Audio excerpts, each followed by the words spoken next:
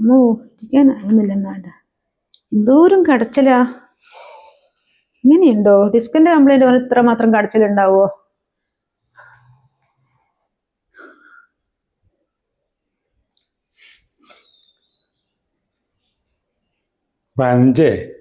ഡിസ്കിന്റെ കംപ്ലൈന്റ് പറഞ്ഞ കടച്ചിലാ, അതില് ഡോക്ടർ ചെയ്യാൻ പറഞ്ഞു. അതിന് ഡോക്ടർ പറഞ്ഞ പോലെ ഓപ്പറേഷൻ ചെയ്യണമെങ്കിൽ പൈസ എത്ര വേണം സുധേട്ടാ? 1,00,000 ഉറുപ്പിക ചെലവാകുന്നല്ലേ പറഞ്ഞത്. അതിന് പൈസക്ക് എവിടെ പോകാനും നമ്മള്? നമ്മുടെ 2 മക്കൾക്കും ജോലിയില്ലേ, നമ്മൾക്ക് ഒന്നും കൂടി ചോദിച്ചാലോ? നമ്മൾ ഒരു പ്രാവശ്യം പോയി ചോദിച്ചതല്ലേ, അപ്പൊ അവരെന്താ ചെയ്ത്? 5,000 രണ്ടാളും അയച്ചു വിട്ടു. അത് മുഴുവനും മരുന്ന് വാങ്ങി തന്നെ കഴിച്ചു. അത് സാരമില്ല വഞ്ചേ, നമ്മുടെ മക്കളിലവര്, നമ്മൾക്ക് ഒന്നും കൂടി ഇപ്പൊ ചോദിക്കാം. അത് വേണോ സുധേട്ടാ? ഇനി അവരോട് പോയി ചോദിക്കണം? ചോദിക്കുക, നമ്മുടെ എല്ലാ കാര്യം. നീ ഇങ്ങനെ വേദന സഹിക്കുമ്പോഴേ എനിക്ക് കാണാൻ വയ്യ. എന്നാ ഒരു കാര്യം ചെയ്യും, രണ്ടാളോട് ഫോൺ ചെയ്ത് ചോദിക്കണ്ട, നേരിട്ട് പോയിട്ടേ അവരുടെ സങ്കടം പറഞ്ഞാ രണ്ടാളും പാതി പൈസ തന്നു കഴിഞ്ഞാ ഓപ്പറേഷൻ ചെയ്യാലോ. ഓപ്പറേഷൻ കഴിഞ്ഞു, നിന്റെ വേദനയൊക്കെ മാറിയതേ എനിക്ക് മര്യാദയ്ക്ക് പണിക്ക് പോകാലോ.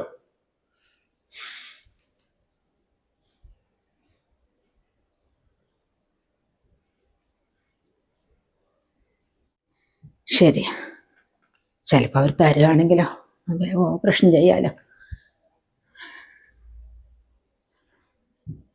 നീ കൂടുതൽ സമയം ഇരിക്കണ്ട, മരുന്ന് കഴിച്ചിട്ടേ കുറച്ച് കിടക്കാം അവിടെ പോയിട്ട്.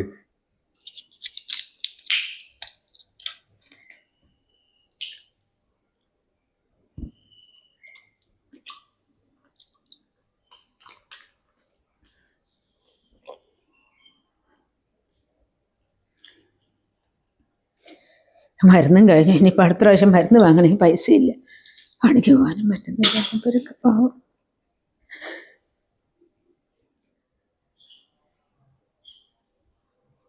വഞ്ച നീ ഉറങ്ങിയ? ഞാൻ മോന്റെ അടുത്ത് പോയിട്ട് വരാം. മോളുടെ അടുത്ത് നാളെ പോവാ. പോവുക.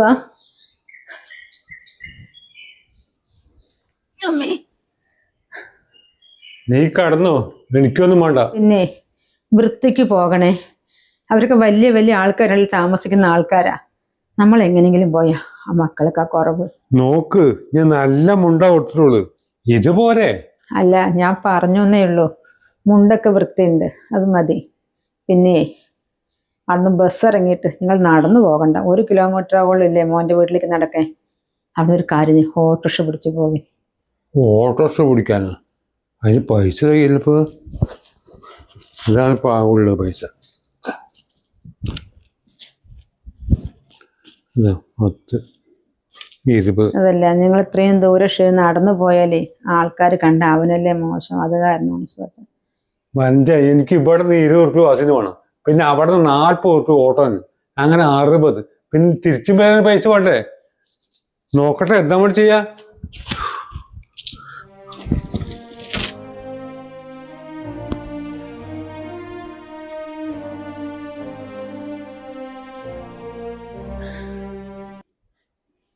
വഞ്ചേ, നീ എന്താക്ക?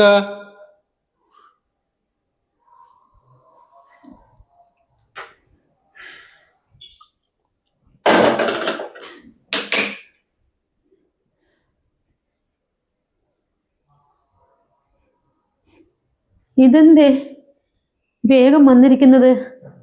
മോനെ കണ്ടോ? കുട്ടികളൊക്കെ എന്ത് ചെയ്യണം അവിടെ? മോനെയും കണ്ടില്ല, കുട്ടികളെയും കണ്ടില്ല. അവിടെ ഗേറ്റും വാതിലൊക്കെ പൂട്ടിയിരിക്കുന്നു. അതെന്തേ? അവരിപ്പോ എങ്ങോട്ട് പോയി? അവന് എറണാകുളത്തേക്ക് മാറ്റം കിട്ടിയത്രേ. ഞാൻ തൊട്ട വീട്ടിൽ ചോദിച്ചാ, അവന് ഇവിടുന്ന് പോയിട്ട് 10 ദിവസം കഴിഞ്ഞു. എറണാകുളത്തേക്ക് ജോലി മാറ്റം കിട്ടിയോ? എന്നിട്ട് പോയിട്ട് 10 ദിവസമായിരുന്നോ? അപ്പൊ അവനെന്താ നമ്മുടെ അടുത്ത് പറയാതിരുന്നത്? അതന്നെയാണ് അവരും പറഞ്ഞത്, ജോലി മാറ്റം കിട്ടുമോ നിങ്ങളുടെ അടുത്തൊന്നും പറഞ്ഞിട്ടില്ലേന്ന്. ഞാൻ എന്തോ ആയിപ്പോയി. എന്തൊരു കഷ്ടോ പറയുന്നു. കോഴിക്കോടല്ലേ ജോലി, വന്നും പോയിട്ടും നിൽക്കാൻ സൗകര്യമില്ല പറഞ്ഞല്ലേ അവിടെ തന്നെ അവർ താമസിക്കുന്നത്. അന്ന് പോകുമ്പോൾ ഒരു വാക്ക് പറഞ്ഞ ഓട്ടോ പിടിച്ചെങ്കിലും പോയി മക്കളിനെങ്കിലും ഒന്ന് കണ്ടിട്ട് വരായിരുന്നു. അതുപോലെ അവർ പറഞ്ഞില്ലല്ലോ. മക്കള്, നീ കാണിക്കുന്ന സ്നേഹമൊന്നും മക്കൾക്ക് നമ്മളവിടെ തിരിച്ചില്ല. എത്ര കഷ്ടപ്പെട്ടിട്ട് 2 മക്കളെയും പഠിപ്പിച്ചത്, വലിയ ജോലിയും കിട്ടി. എന്നെ അവർക്ക് അച്ഛനും വേണ്ട അമ്മയും വേണ്ട. ഇനി മോളിൻ്റെ അടുത്ത് പോകണം ഞാനിപ്പോൾ. പൈസ ഇല്ലാത്തവിടെ. നീ അവിടെ പോകുമ്പോൾ അവളുടെ സ്ഥിതി എന്താ? കുറച്ചും കൂടി മനസ്സലിവുള്ളത് നമ്മുടെ മോനാ. അപ്പം അവൻ തന്നെ ഇങ്ങനെ ചെയ്താലേ പിന്നെ ഇപ്പം അവളുടെ അടുത്ത് പോയി കഴിഞ്ഞാൽ അവനെത്ര തന്ന്, അവൻ എന്ത് പറഞ്ഞ് എന്നൊക്കെ ആയിരിക്കും അവൾ ചോദിക്കുക. വേണ്ട സുധാറ്റ, സാരമില്ല, വേദനയല്ലേ, ഞാൻ സഹിച്ചോളാം. ഞങ്ങൾ ആരുടെ അടുത്തും പോകണ്ടേനി. വഞ്ചേ, ഞാൻ നിന്റെ അടുത്ത് പറയാണ്ട.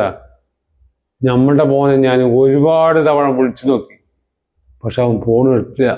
എന്താ അല്ലേ, മക്കളൊക്കെ ഒരു ദിവസം കൊണ്ട് ഓടി വളർന്ന് ജോലിയും കിട്ടി, കല്യാണവും കഴിഞ്ഞു, എല്ലാം സെറ്റപ്പായി എന്നാ അവരിൻ്റെയൊക്കെ വിചാരം.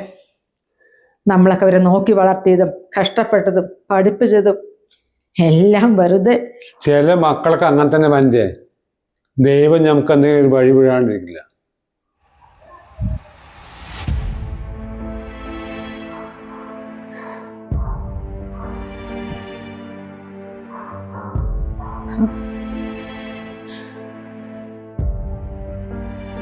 വനജേ, വാതിലൊക്കെ തുറന്നിട്ട് എവിടെ പോയി? വനജേ. ആ, ഇതാ രാജ. രാജ എപ്പോഴും വന്ന്? ഞാൻ ഒരു 5:05 ഇവിടെ എത്തുമ്പോ ഞാൻ ഒന്ന് വനജനെ കാണട്ടെന്ന് പറഞ്ഞ് ഓടി വന്നതാ. വഞ്ചനെ അവളുടെ അനിയത്തി വന്ന് കൂട്ടിട്ട് പോയതാ. രാജ ഇരിക്കേ.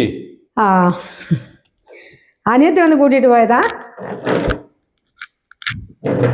ആ, അവിടെ പോയിട്ട് 2 ദിവസമായി.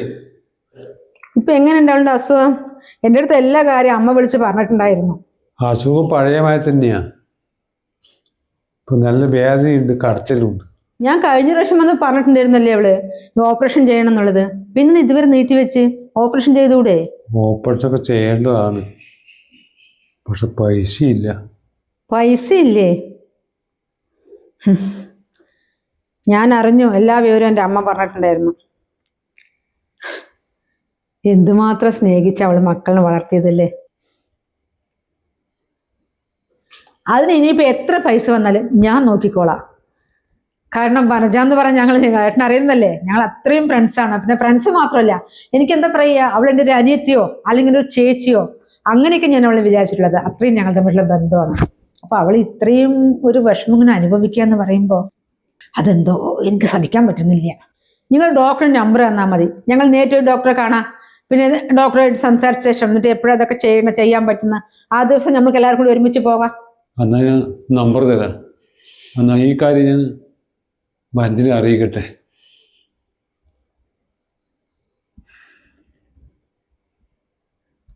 കാര്യമൊന്നും വേണ്ട കേട്ടോ, ഇതിലിപ്പോ ഒന്നുമില്ല. എൻ്റെ ഒരു സഹോദരിക്ക് ഒരു വിഷമം വന്നു, ഞാൻ സഹായിക്കുന്നു, അത്രേ ഉള്ളൂ. എന്നപ്പോൾ ഞാൻ ഇറങ്ങട്ടെ, ഞാൻ വന്നതോ അവിടെ നിന്ന് വന്നതാ. അവർ അച്ഛനും മക്കൾക്ക് എന്നെ നോക്കിയിരിക്കുന്നുണ്ടാവും.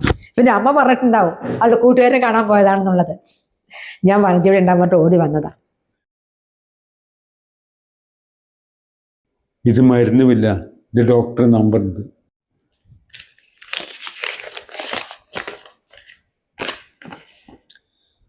ഓ, അത് ശരി, ഡോക്ടറെ കാണിക്കുന്നത്.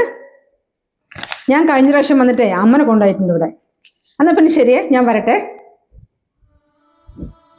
ആരുമില്ലാത്തവർക്ക് ദൈവം കൂടെ ഉണ്ടാകുമെന്ന് പറയുന്നു കേട്ടിട്ടുള്ളൂ.